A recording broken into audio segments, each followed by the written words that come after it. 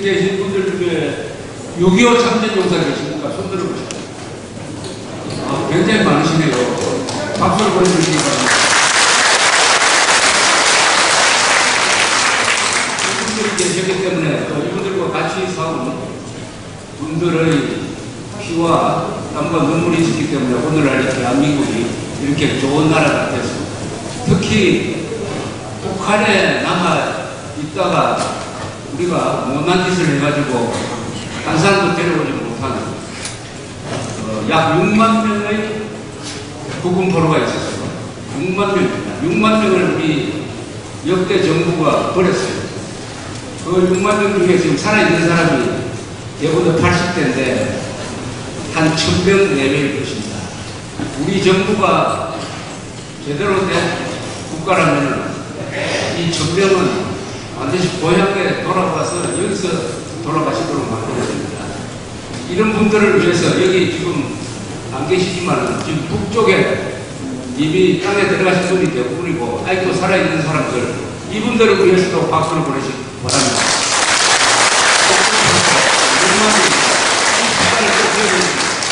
혹시 월남전에 참전하신 분들 계시면 손 한번 들어가시기 바랍니다. 박수를 보내주시기 바랍니다. 세계 20세기를 대표하는 두 전쟁, 월남전 참전 용사 그리고 6.25 참전 용사가 자리를 같이 한다는 것은 굉장한 의미가 있습니다. 역사적인 의미가 있고 우리 대한민국 국민들이 얼마나 열심히 일하고 열심히 싸우느냐 하는 것을 너무 잘 알 수가 있습니다. 특히 민병건 장군께서는 두 전쟁에 다 참전하신 분입니다. 민병건 장군께 한 번 더 박수를 보내주십시오.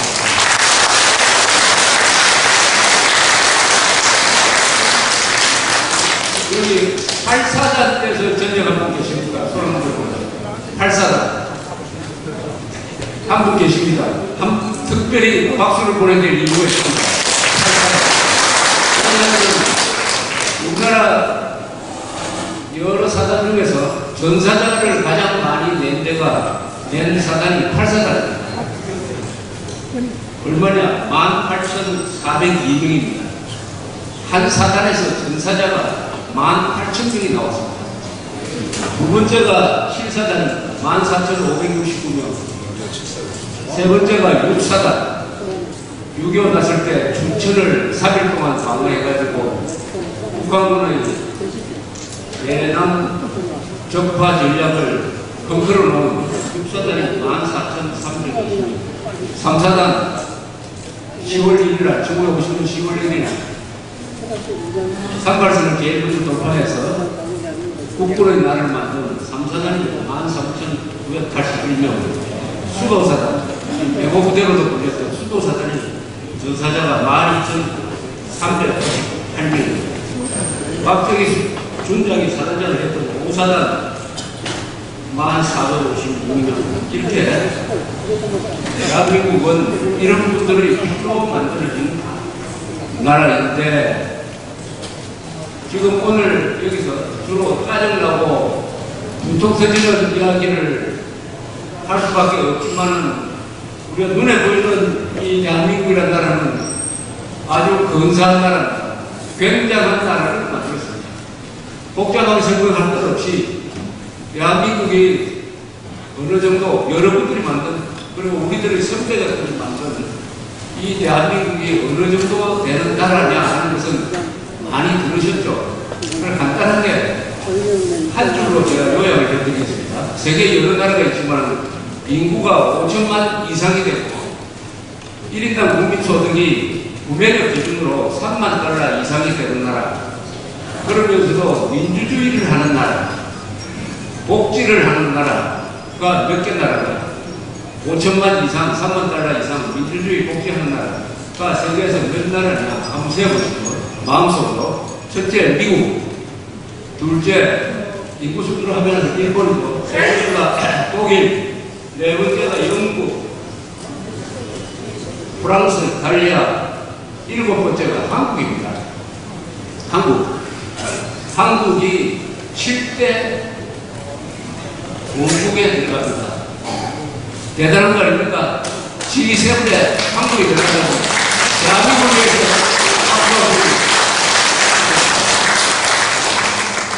그런데 이 7개 나라도 좀 갈라봐야 됩니다. 대한민국을 뺀 6개 나라는 공통점이 있습니다.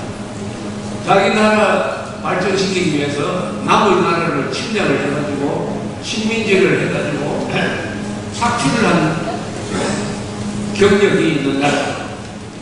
한국만이 남을 괴롭히지 않고 침략을 당해가면서 또는 식민지를 당해가면서 그것을 열심히 일해가지고 독립투쟁하고 건국투쟁하고 여기 계신 분들처럼 전쟁을 통해서 나라를 지킨 피와 땀과 눈물을 흘려가지고 우리 실력으로 이런 나라를 만든 나라는 세계에서 대한민국밖에 없습니다. 대한민국밖에 없습니다.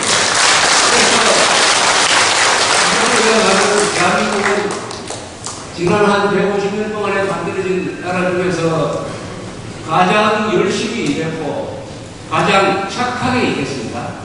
가장 열심히 가장 착하게 만든 나라라는 것을 여러분들이 이 자리에서 확신을 가져야 됩니다. 확신을 가져야 됩니다. 제가 지금 한국이라고 과장해서 이야기하는 게 있습니까?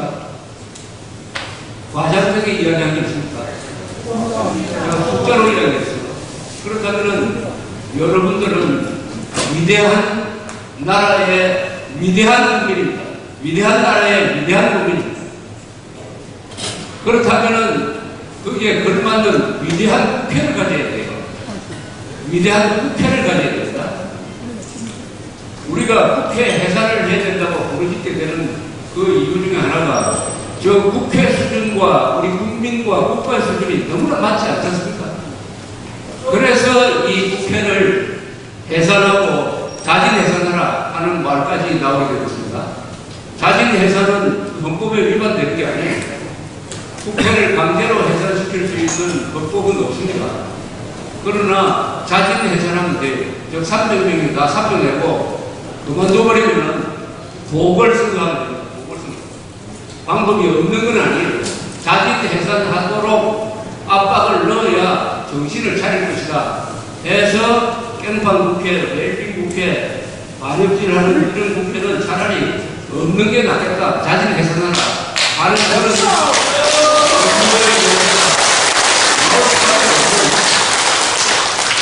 상황이라고 이렇게 생각합니다만은 절대로 대한민국은 국회 수준의 나라가 아닙니다.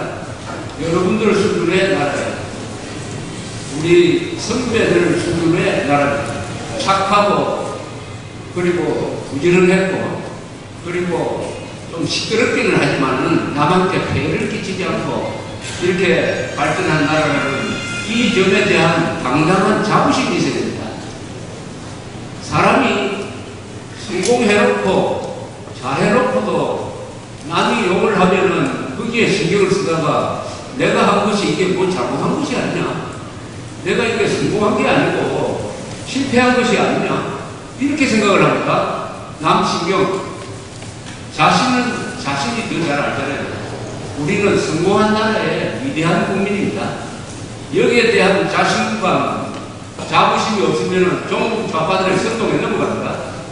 그래서 어떻게 되느냐, 이런 나라를 만들어 놓고도 지금 뭐 무슨 꼴이 벌어지고 있느냐, 대한민국이 생일이 없는 나라가 되는 나라입니다.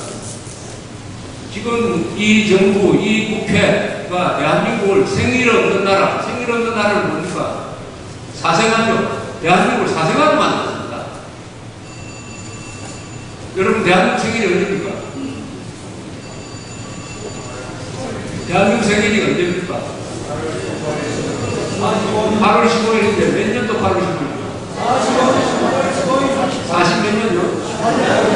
45년이 아니고 48년입니다. 45년에는 일본군이 연합군에 합류를 해서 일제가 끝난 날이지만 그때 대한민국이 선거는 아닙니다. 그 3년 뒤에 1948년 8월 15일에 자유민주주의 시장경제로서의 대한민국이 건국이 됐으니까 우리의 생일은 1948년 8월 15일입니다. 그럼 8월 15일을 건국기념일, 대한민국의 생일로 가장 영광된 국경일로 기려야 되는데 지난 8월 15일 날 어떻게 기념을 했습니까? 어떻게 기념을 했어요? 광복절로만 기념을 했습니다. 광복절. 건국절로 기념을 해야죠. 건국절. 건국절로 기념하려고 하면은 국회의원 중에서 한 3분의 1이 반대를 합니다. 종북 세력이 반대합니다. 좌파 세력이 반대합니다. 그리고 중간에 별 생각 없는 사람들이 따라서 반대를 합니다. 그러면 다른 생일이라도 있어야 될 거 아닙니까? 8월 15일이 아니면은 생일은 있어야 될 거 아닙니까? 그럼 1948년 8월 15일이 아니고 생일이 어때냐? 하면은 여러 소리 나와요. 1919년 임시정부를 만든다는 생일로 봐야 된다. 이렇게 억지를 부립니다. 임시정부인데 어떻게 그게 국가입니까? 임시정부인데. 영토와 주권과 국민이 없는데 그게 무슨 국가입니까? 또 어떤 사람은 대한제국이 만들어진 날을 생일로 봐야 된다. 이것은 완전히 사기죠. 또 강원조선이 건국한 날을 생일로 봐야 된다. 이런 망발을 하는, 그렇게 망발 없이 사기를 쳐가지고 대한민국을 생일 없는 나라로 만들려고 하는 이 철동의 문제는 정부까지 넘어가가지고 8월 15일을 건국기념일로 기리지 않고 있다 하는 것이 세계 10대 경제 대국을 만들어 놓고도 우리의 정신은 한 구석에서 지금 상당히 망가지고 있는 면이 있고, 이것을 주도하는 게 바로 이 국회입니다.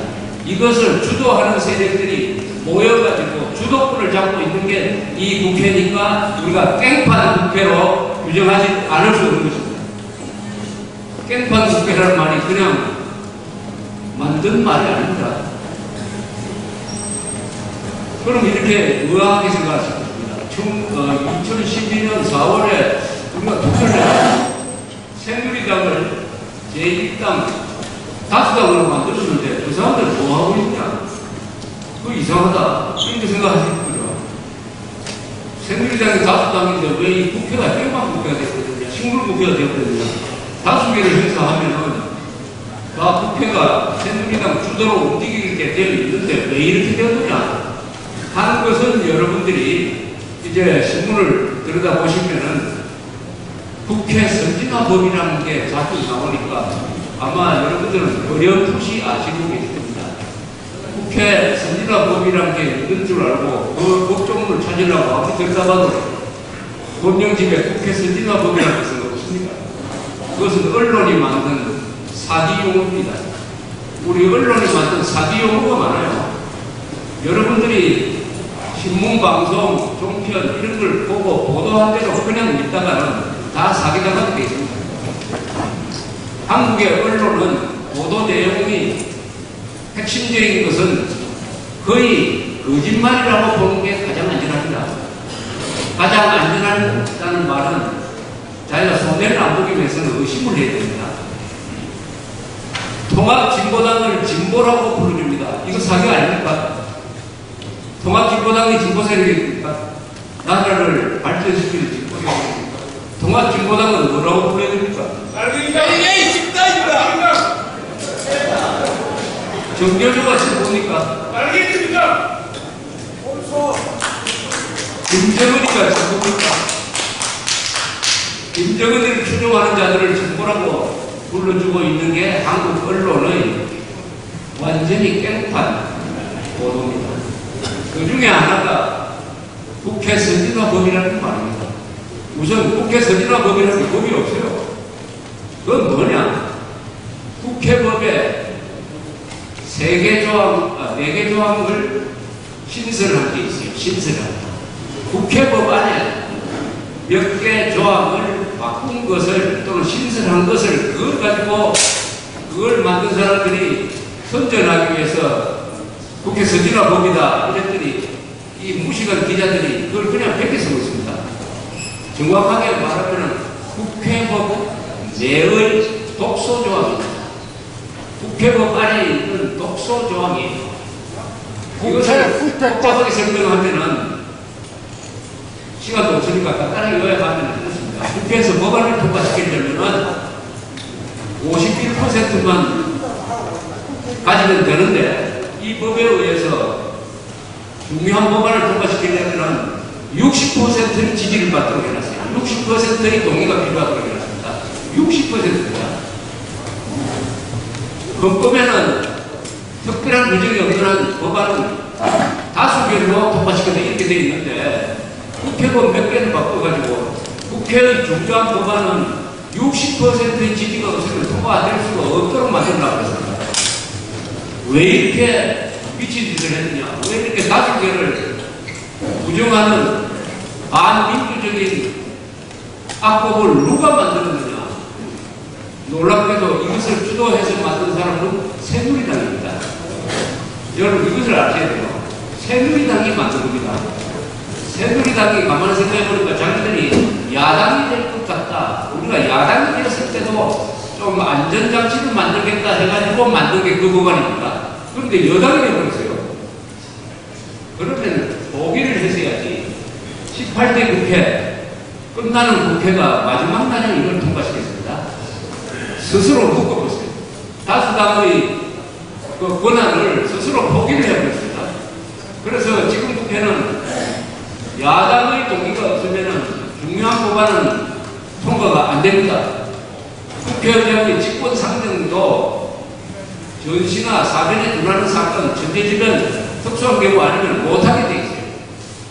그래서 다수당이 기능을 하지 못하는, 다수결의 기능을 하지 못하는 식물 정당이 되고 말아가지고 지금 해산도까지 나오게 됐습니다. 이 제일 책임은 새누리당.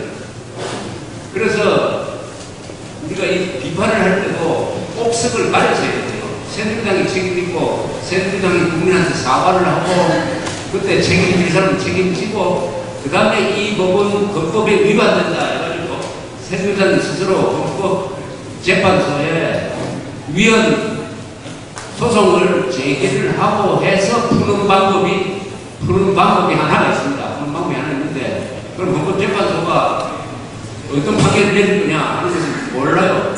그러나 시간을 매우 길게 끌 것은 분명합니다.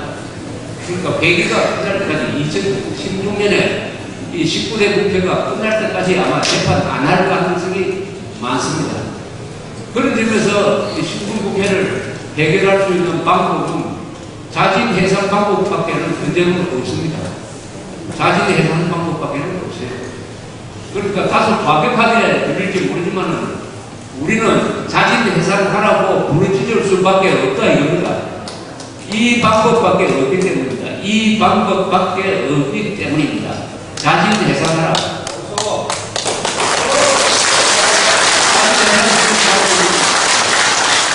여러분들이 매일 하루에 한 번씩 여러분들이 찍어준 국회의원한테 전화를 거세요.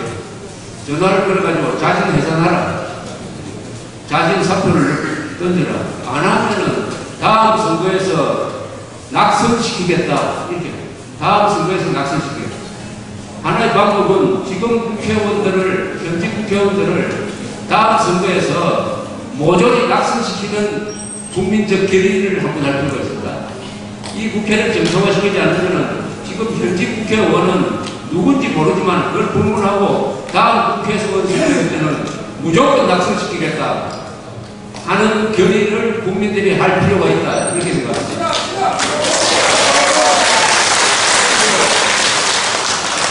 이 경상도 지역 유권자들한테 특별히 제가 부탁드리고 싶습니다. 전국에서 제 기준으로 보면은 투표를 제일 잘하는 사람들이 부산 사람입니다. 부산 유권자가 투표를 제일 잘합니다. 제가 기자 생활을 한 40년 동안 관찰한 제 체험입니다.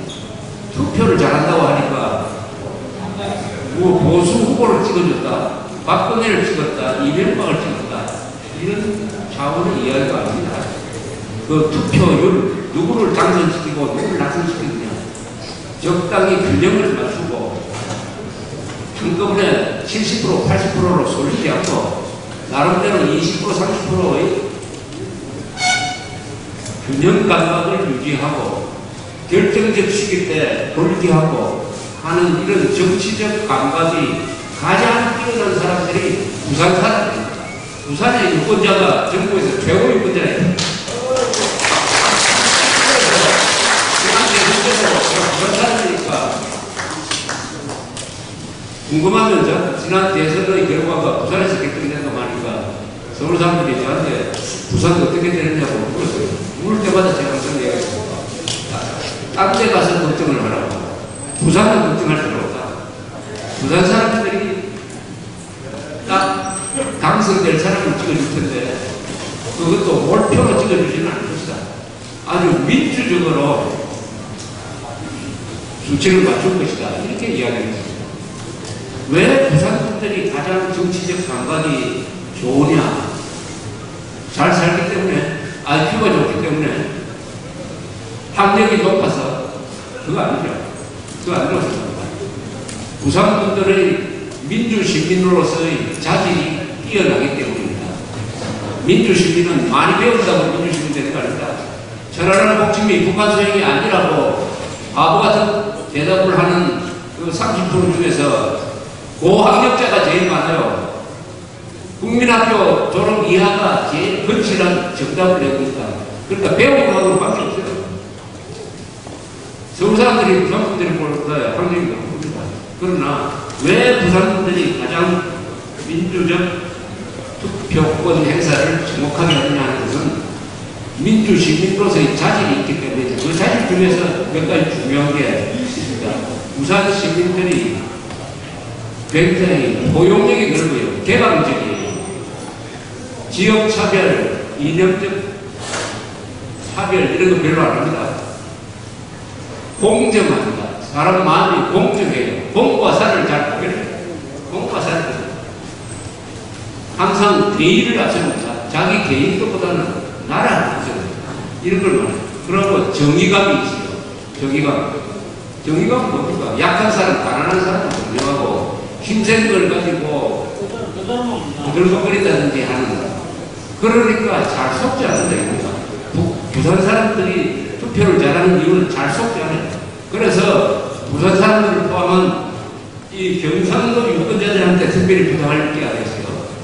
자, 이 경상도에서 거의 무조건 당선시켜주는 사람이 있습니다. 그게 누굽니까? 누구죠? 새누리당 국회의원들 아닙니까?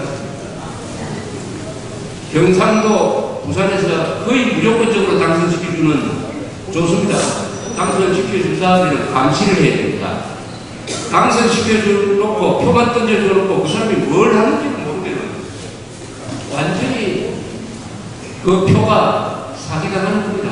그런데 서울에서 가보면 종북 좌익 세력들을 깽판 세력, 이 반역 세력들하고 싸움하는데 제일 게으른 국회의원들이 경상도 국회의원이에요. 제일 게으른 국회의원들이 부산 경상도 국회의원입니다. 저는 다라고 이야기 안 하겠어요.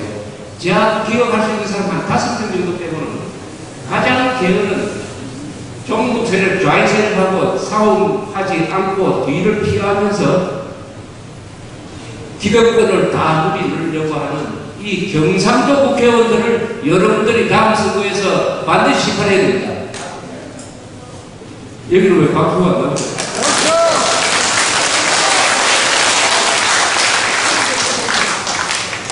반드시 심판해야 됩니다. 다음 뽑을 때는 싸울 수 있는 사람을 뽑아야 됩니다. 누가 반역자와 싸울 수 있는 사람, 사기꾼과 싸울 수 있는 사람, 선동가와 싸울 수 있는 국회를 뽑아야 됩니다. 선동가. 검사 출신, 판사 출신, 관료 출신, 그런 거는 참고만 하세요. 참고만. 그리고 과거에 싸웠던 사람, 과거에 싸우지 않고 지금부터 싸우겠다는 것도 다 거짓말입니다. 인간이라는 것은 과거가 있어야 오늘이 있고 미래가 있는데 갑자기 나타나서 오늘부터 잘하겠습니다. 그건 다 사기입니다. 거짓말입니다. 그러니까 여러분들 딱 결심을 하나 하셔야 돼요. 그러지 않으면 이 새누리당 국회의원은 여러분들은 영원한 팬클럽밖에 안 됩니다. 팬클럽. 팬클럽은 뭡니까? 조용필 좋아하는 걸로 끝나는 거 아닙니까? 조용필이 여러분들을 좋아하지 않습니다. 그런 당하는 국회의원, 당하는 유권자가 되서는 안 된다. 오늘날 이 국회를 만든 책임은 첫째는 유권자들한테 있습니다. 20%가 정과자인 국회의원들을 누가 뽑았습니까? 하느님이 뽑았습니까? 유권자들이 뽑았습니다. 그 20%의 정과자, 66의 정과는 잘합니다.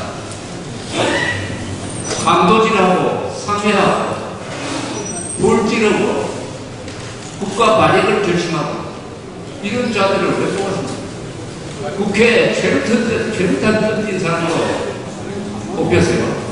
그 뒤에 선거에 의해서 옷을 벗었지만 이렇게 하면은 도리가 없습니다. 국민들 수준만큼 국회의원들의 수준이 정해지는 것입니다. 그래서 우리는 국회의원들을 뽑을 때 연구를 하고 악을 잘 검토를 하고 뽑아야 되겠죠. 두 번째는 언론의 선동에 넘어가면 안 됩니다. 국회 해산 운동은 세 가지가 같이 가야죠. 국회 해산을 부르짖으면서 동시에 유권자도 우리가 각성하자. 유권자 각성하자는 것은 제일 중요한 것은 자기가 뽑았던 국회의원을 감시하는 겁니다. 전화를 거세요. 왜 당신은 북한 인권법을 통과시키자는데 당신 이름이 왜 빠졌느냐? 왜 빠졌느냐? 통합진보당 해산 진보당과 싸울 때 당신은 이름이 왜 안 보이느냐? 이렇게 전화를 걸어가지고 물어야 됩니다. 우리 아들 취직시켜 달라고 부탁하지 말고 나라를 구하라, 싸워라. 전쟁 중인 나라에서 국회의원이 안 싸우면 누가 싸웁니까? 여러분, 전쟁 중인 나라에서 국회의원은 총을 안 가졌다는 뿐이지 탱크 몇 대가 아니라 일개 사단을 몰고 다니는 사단장보다도 더 힘이 센 사람이에요. 그런데 싸워야 조국 공산주의자들하고 싸워야 나라를 지킬 수 있는데 싸우라고 뽑아준 그 국회의원한테 국회의원이 싸우지 않으면 어떻게 해야 됩니까? 어떻게 해야 됩니까? 이런 여러분들의 감시 활동 그리고 선동 언론에 속지 않는 이런 운동과 국회 해산 운동이 같이 가야 이 오늘 안보와 문제를 외면한 국회 자진 해산 촉구 부산 시민권기대회가 역사적 의미가 있을 것이라고 생각합니다. 역사적 의미가 있을 것이라고. 부산 시민들이 한국 역사를 바꾼 적이 여러 번 있었어요. 4.19 때도 그랬고 부마 사태 때도 그랬고 1987년 6월 18일 대규모 시위 때도 그랬고 그래서 6.29 선언이 나왔습니다. 그리고 2012년에 12월 초에 국내행정본부 주최로 부산역 광장에서 NLL을 바라본 세력 규탄 집회도 그랬고 그리고 안보와 민생을 외면하는 국회 자진 해산 촉구 시민권기대회가 부산에서 처음 일어나고 있다고 하는 것은 부산 시민들의 역사적 사명감을 믿고 국민행동본부가 이 개최지를 여기서 결정했다고 판단하는 점에서 여러분들의 권리를 부탁합니다.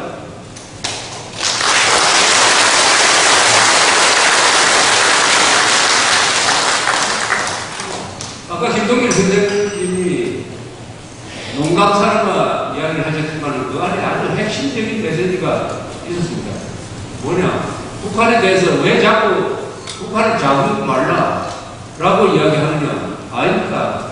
북한을 자극해가지고 실수를 하도록 만들어야 통일이 된다.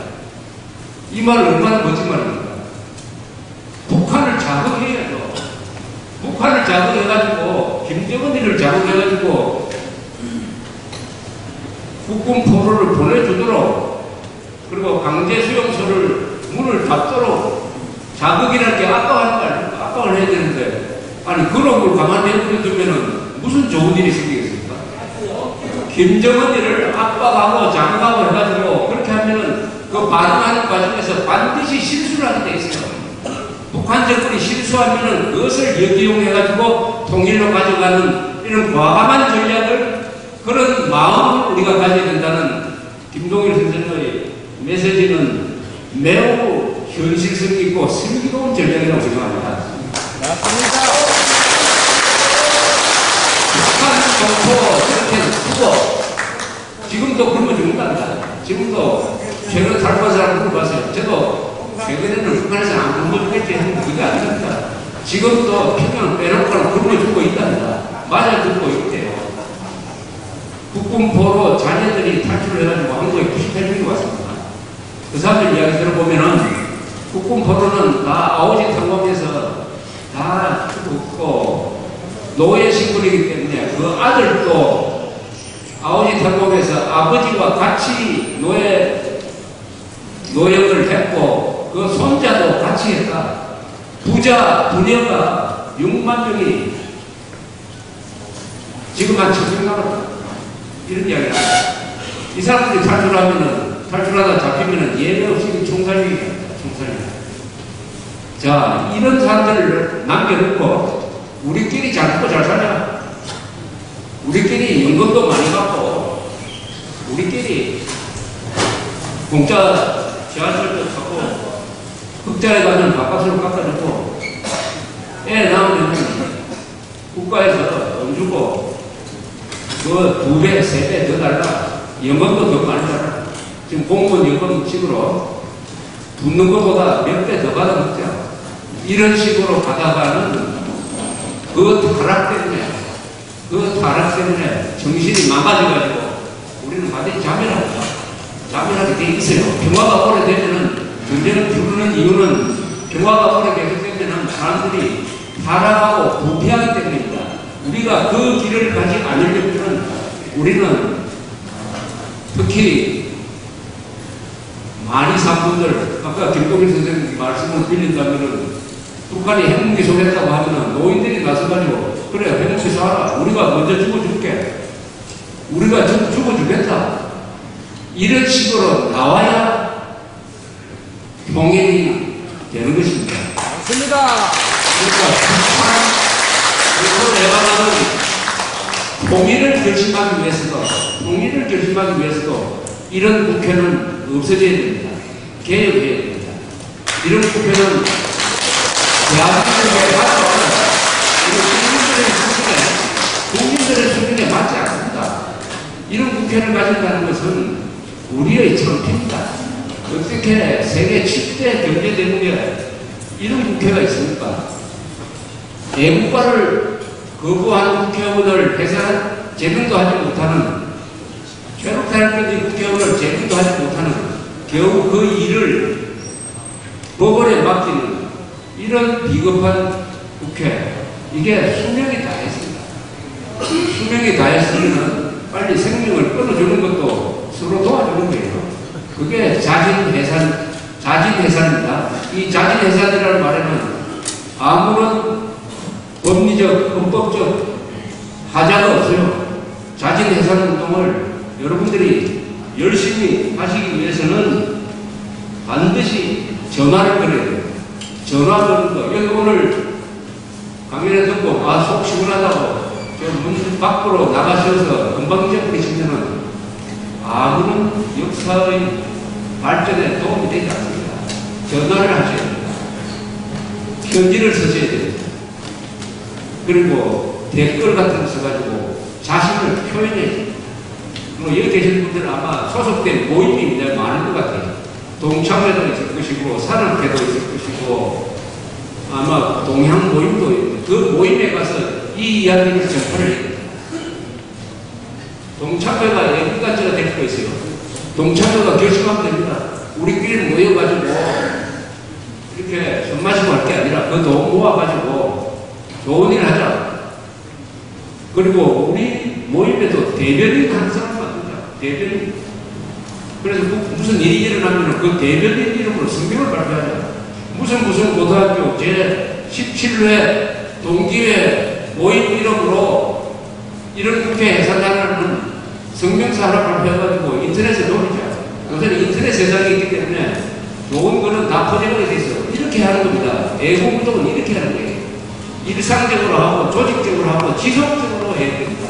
우리 애국운동 세력들이 조직이 많은데 이 조직을 투쟁 조직으로 만들려면 이 조직마다 대변인이 있어야 됩니다. 대변인이 있어가지고 집단적인 의사표시를 할 수 있는 이런 걸 통해서 뭔가 이 세상을 바꿔야 됩니다. 나이 많은 사람들은 나를 지키는 데는 일조를 하지만 이 세상을 바꾸는 데는 일본 사람들 농담으로 세상을 바꾸는 사람들이 세 사람이 있잖아요. 세 부류가 있다. 하나는 외부에서 온 사람이 세상을 바꾼다. 무고하게 그 내부사들을 너무 잘 알면 조심해서 세상을 못 바꾼다. 외부에서 들어온 사람이 세상을 바꾼다. 두 번째는 바보가 세상을 바꾼다. 바보는 무식하지만 용감할 수 있어요. 그리고 젊은 사람이 세상을 바꾼다. 젊은 사람. 우리 젊은 사람을 세상이 바꾸도록, 젊은 사람들이 세상을 바꾸도록 그 젊은 사람들을 교육하고 양성하고 또 격려해야 됩니다. 우리 연세 드신 분들이 이제 직접 행동하는 데는 한계가 있습니다. 그러나 우리가 가지고 있는 지갑을 열어서 우리가 가지고 있는 지혜를 동원해가지고 우리가 가지고 있는 영향력을 동원하면 얼마든지 젊은 사람들을 키우고 그 사람들이 더 용감하게 일할 수 있도록 우리가 마당을 깔아줄 수 있는 것입니다.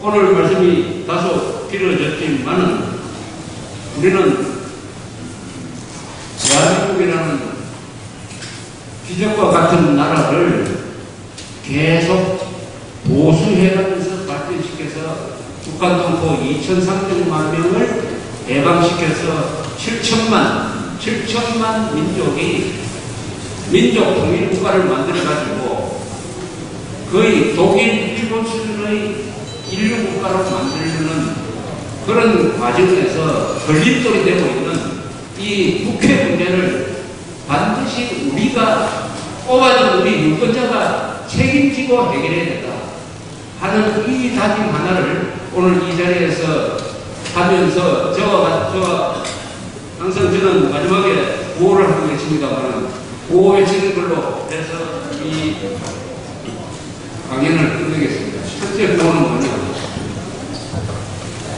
통일로 가려면 종북 척결해야 됩니다. 종북 척결, 자유통일, 이 평화통일 아닙니다. 자유통일. 두 번째는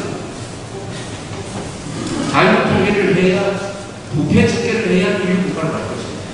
그래서 종북 척결, 자유통일, 부패 척결, 인류국가를 한번 같이 외쳐주시기 바랍니다. 종북 척결, 자유통일, 부패 척결, 인류국가. 대한민국 좋은 나라. 김정은은 나쁜 놈. 미국은 영원한 친구. 감사합니다.